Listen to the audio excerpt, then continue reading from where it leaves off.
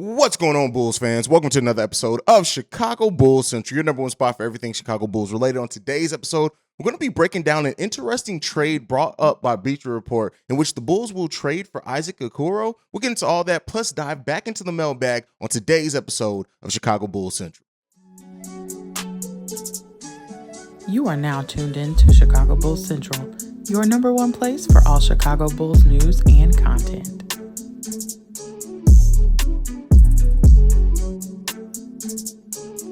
All right, family, you can be anywhere in the world, but you're here with me on Chicago Bulls Central, and I appreciate you guys. And so before we get back into the mailbag for the second time this weekend, we do have a trade that was presented by Bleacher Report. And I guess this is also a way of getting into the mailbag as well, because actually a couple of you guys sent me DMs asking about what I thought about this trade. So I figured I'd bring that to the show as well. And so Bleacher Report did this article in which it was one trade for every team to make before the opening of training camp. And so what they presented in this was Isaac Okoro for Coby White in the 2026 second round and a 2027 second round pick.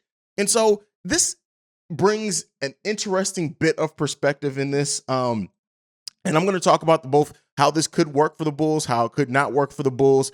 First of all, I want to compare the players, right? So Isaac Okoro is 21 years old. He's 6'5". He's 225 pounds. He's more of a small forward. He's under his rookie contract one additional season longer than Coby White. So we could push that. We know if Coby White stays on this team to the end of the season is that we will have to make a decision on extending him a qualifying offer. If we're going to match anything, we can actually push that off an additional season with Isaac Okoro. So, you know, there is some benefits there. But Isaac Okoro last season in 2021-22, he averaged 29 minutes per game on 48% overall shooting from the field, 31% shooting from three-point range. He did that at shooting about two three-point attempts per game. He had averaged 3 rebounds per game and 1.8 assists per game. He had a player efficiency rating of 10.39 and a defensive rating of 112.7, which is solid, right? It's not great. It's definitely not terrible. That is a very solid defensive rating. And so looking at Isaac Okoro and the type of player he is, right, and how he could potentially fit on this Bulls team, being that he's 6'5/6'6", depending on where you look for him, listed at ESPN and NBA.com actually have it listed a little bit differently. His salary is right up there with Coby White's, both at $7 million. So it could be even a trade there.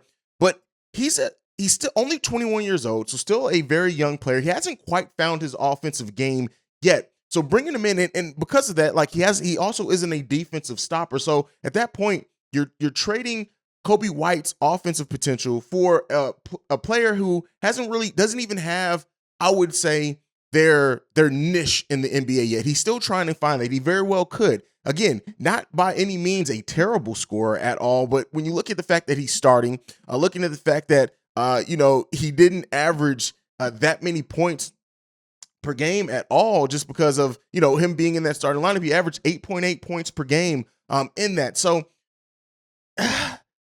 he's an interesting player, right? Like I said, there's some benefits outside of just basketball that come in there financially and things for the Chicago Bulls. But let's compare that to Coby White's 2021-22 season. So Coby White for the Chicago Bulls last season averaged 29 minutes per game at 48% shooting from the field, 31.5% shooting from three-point range, 36.5% from three-point range.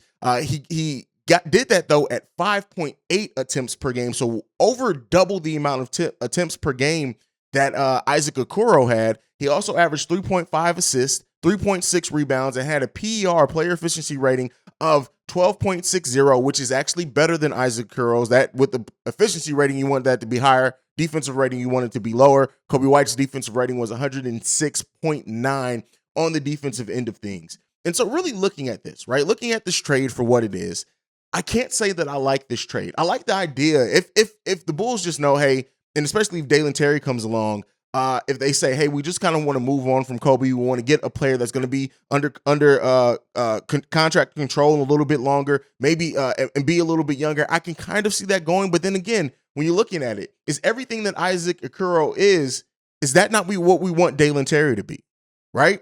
When you look at the measurables, like with Dalen Terry, a lot of that we're getting that from him. Dalen Terry already taller, 6'7". He's 195 pounds, so he does weigh a little bit less, but we do expect him to put on that NBA weight to kind of get up there, play more of that three. So when I look at it, right, especially the fact that Isaac Okoro has been a starter so far in his NBA career, moving him to the bench, could it be more effective? Could it be less effective?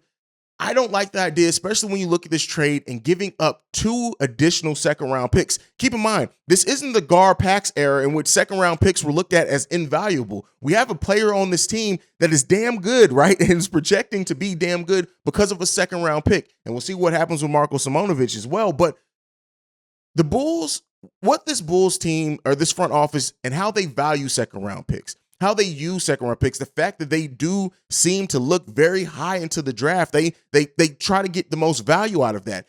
If it was the Gar Pax era, I would look at the second-round picks as almost throw-ins, right? I would just look at it like, okay, if that's the cost to do business. But because of this front office, and this being a front office that not only values their second-round picks, but also uses them effectively, I don't like the trade and the package that we're sending back to Cleveland in this case, in my opinion. I just don't think that this is an overall good package for the Chicago Bulls because you're giving up the better player in Coby White. Let's just be clear here. Right? Yes, Isaac Okoro is a starter. Yes, Isaac Okoro is better defensively. You're giving up Coby White is a better player than Isaac Okoro right now. That doesn't mean he's going to be that, even with Coby White's inconsistencies. And this is one of the things as a fan of a team is that we do. Like I said, we either overvalue or undervalue our own players. And I think that Coby White, because of his inconsistencies, which I understand that being a thing, he's starting to become that undervalued and people are just acting as if Coby White is trash, and he's not. Now, looking at the teams, could the Bulls use another defensive player coming off the bench? Absolutely, right? Isaac Okoro stepping in, and he'll probably also, being his height, play some 4 in this, and just knowing Billy Donovan. But with that being said, yes, Isaac Okoro is a much better defensive player. And I think projection-wise, too, the fact that there's an age gap between them, but not a significant one. If Isaac Okoro was 3 years younger than Coby White, I would say, hey, even comparing the offense, we don't know what that's going to be. So let's we can't really take that into consideration. But the fact that they aren't that far apart in age, there's only about a 1.5 year difference between them. The fact that Isaac Okoro in a more solid and consistent starting role did not put up the numbers that Coby White did. Now, the defensive efficiency ratings are considerably better in the side of Isaac Okoro. When you look at Isaac having 112 defensive rating, whereas Coby White has 116 defensive rating, the efficiency's there. Now, defensive rating isn't everything, but again, and Isaac Okoro comes in at a position of need for the Chicago Bulls, where we need a little bit more depth on that wing and less guards on the team. And then Cleveland could very well use a scoring punch off the bench, but guess what? The Chicago Bulls can use a scoring punch off the bench too, ranking 29th in bench scoring last season. So with that being said, this trade, the way that it's presented, at least as of right now, it would get a no from me, right? It would get a no from me. I don't like the idea of this trade. I like the idea of Isaac Okoro being on the Chicago Bulls, absolutely. But like I said, when you really look at it, we have a younger than not considerably, but we have a younger player who's taller with a longer wingspan, who, yeah, he weighs a little bit less. He seems to be a better athlete. He's more vocal. He's a better defender, at least projection. We got to see Dalen Terry actually do these things. But again, for me, if we're going to trade Coby White at a position of need and bring in a small forward or power forward, they have to be able to stretch the floor. That's what we need. They have to be able to shoot the ball. They have to be reliable scorers. And while Isaac Okoro does average almost 8 points per game, that's in a starting role. He's not going to start on this team. And he doesn't even project to be a future starter when you look at Dalen Terry. So for that, I have to say no to this trade. Personally, I think that we're undervaluing Coby White a little bit in this trade, especially when you're saying, hey, let's also throw in 2 second-round picks. I can't get with this one personally, but you guys can let me know what you think about it down below. All right, we're going to get into the voicemail for this. We actually have one voicemail, a pretty long one from Jim. He gets in depth. Let's go ahead and get into this. Yo, Hayes, I'm just calling in. This is Jim in Bolingbrook. I just have a couple of things that I was thinking. My first thing is I listen to pretty much all the Bulls podcasts of all time, just because I'm an Uber driver, so constantly delivering food and whatnot.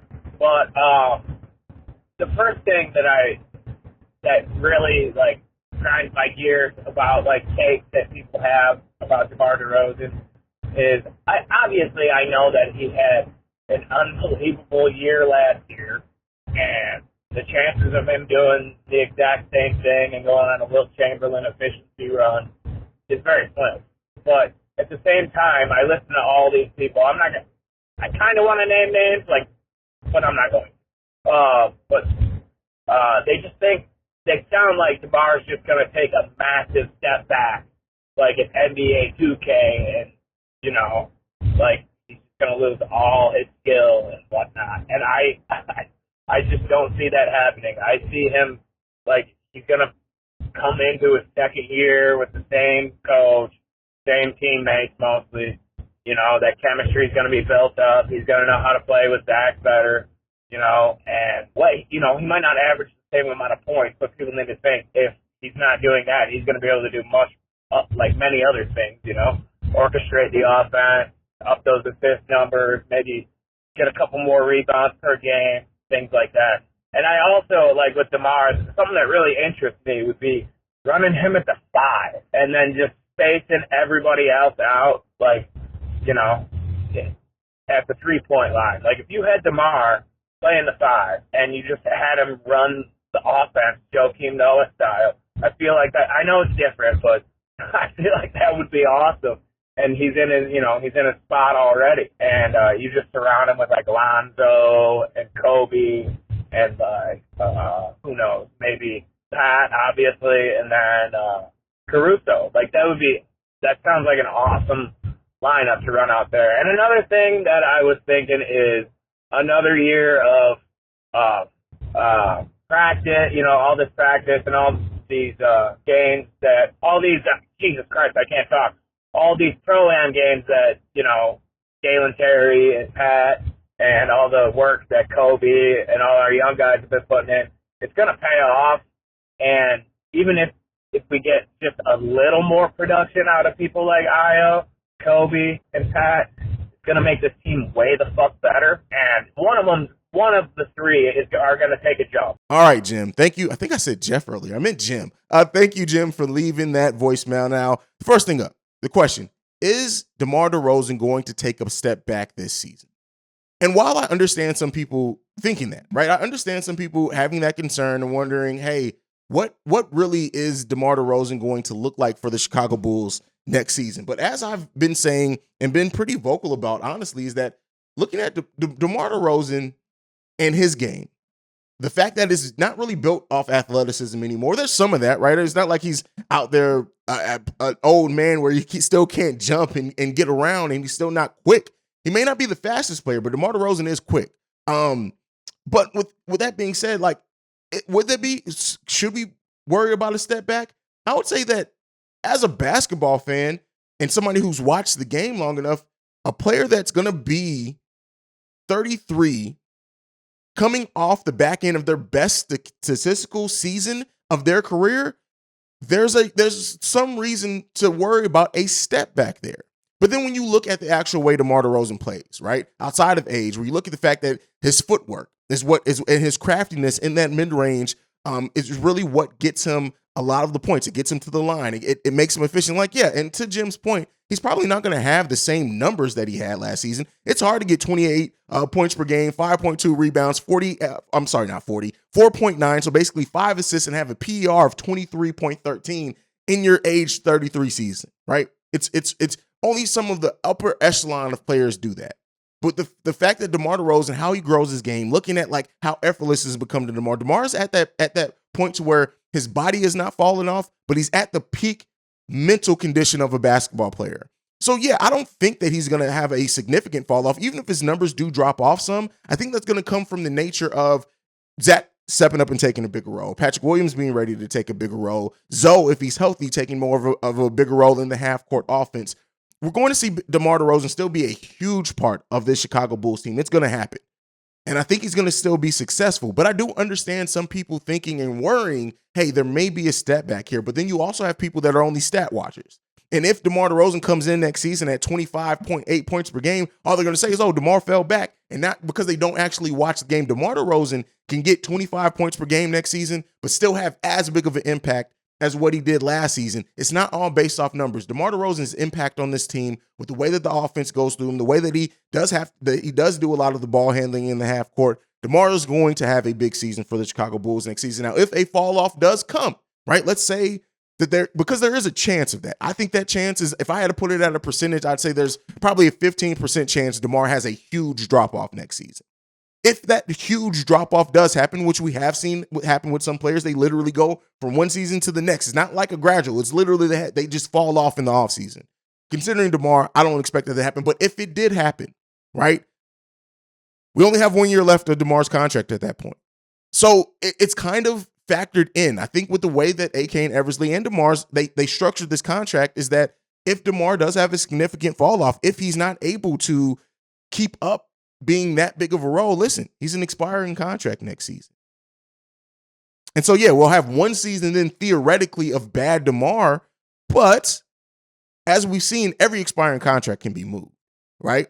And even with that, long term, that DeMar DeRozan's contract expiring coincides with the new CBA and new TV contracts that we're going to see a huge increase. The Bulls are going to be okay. If that does happen, again, knock on wood, I'm not wishing that. I don't think it's going to happen, but there is a chance, and I don't want to talk about it from a perspective that there's no chance of that happening, because there absolutely is a chance. All right, let's get into the next part of Jim's voicemail. It says, DeMar running the 5.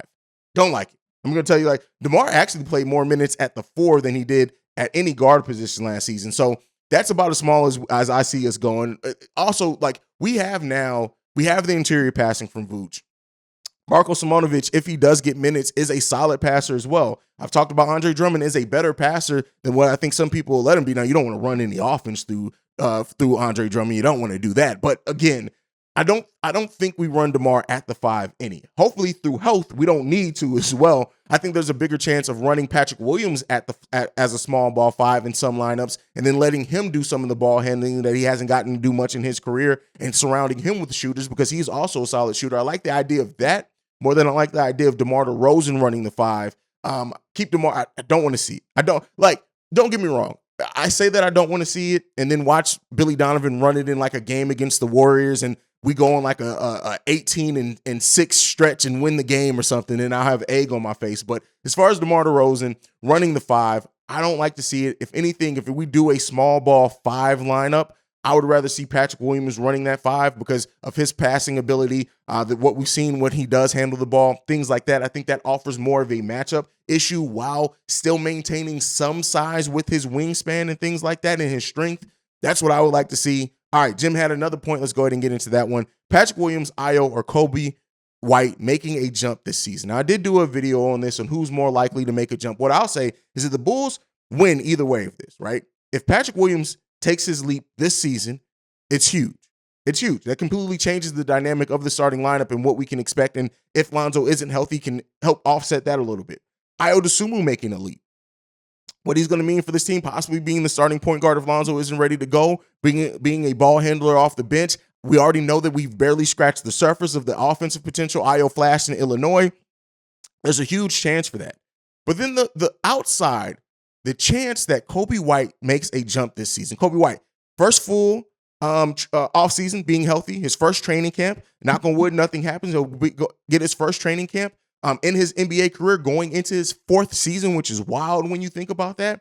Coby White's still fairly young as well. And Coby White, and what he flashes when he's good, is already like something that the Bulls absolutely need in looking at bench scoring. So looking at all those things, I will say this, the Bulls win either way. When you look at Coby White, if he makes a jump this season, gets more consistent, for those that want to trade him at the trade deadline, it opens the door for that a little bit more.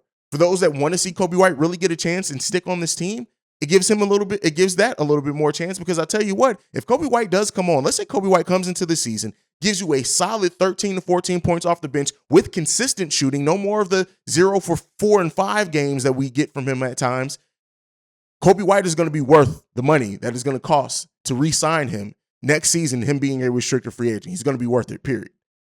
Because that completely changes the dynamic of this bench and allows you to get a little bit more free-flowing with how you run this team. I'll tell you what, if the Bulls win hugely, if we get 2 out of these 3 players making a leap this season, if you get Patrick Williams and Ayo and Coby and Patrick Williams, any of that combination of those things happening it literally takes this Bulls season that many are predicting the Bulls to be a middling team, get less than 50 wins, and it turns that on its head. Because at that point in time, you're looking at players, if two of those players make leaps in the same season in their roles, right, respective to their roles, that changes so much for the Chicago Bulls team.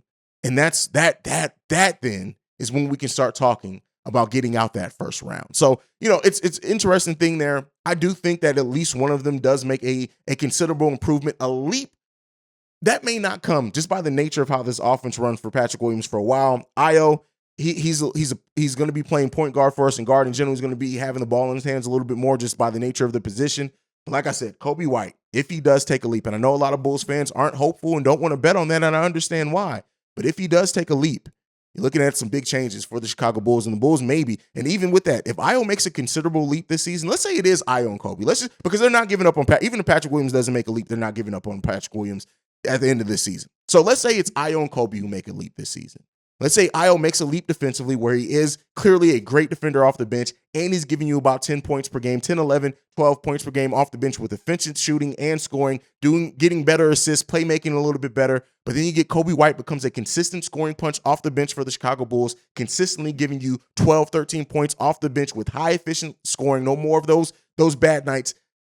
I tell you what, yes, Io and Coby together, the fact that you can spread them out some, when it comes time for Alex Caruso's contract to be up, it may raise some questions there. If that happens in this world, because, yeah, while Caruso's great and was everything that he was advertised to be when he's out there, if you have a younger player in Ayo Dosunmu who has to get an extension this summer and is going to get that extension, you have to start kind of looking at things because that's a lot of money then at that guard position. So we'll see what the Chicago Bulls do. We'll see. Again, I don't like to speculate too much because that's too much up in air of things that could happen, but there are a lot of things that could happen when you talk about progression, and how that changes the Bulls' plans next offseason remains to be seen. But that is it for today's episode of Chicago Bulls Central. Make sure you're following the show at Bulls Central Pod. You can send us any feedback, questions, comments, concerns, bullscentralpod@gmail.com. Lastly, you can leave us a text and our voicemail. The number to do so, 773-270-2799. We're the number one spot for everything Chicago Bulls related because of you guys. And we are now in our fourth week, I believe, of dropping videos 7 days a week. And that's because of you guys and how you support this channel. I appreciate and love you guys so much. Like I like to end every episode on, go Bulls. Love you guys. Peace, y'all. This has been a presentation of the Break Media.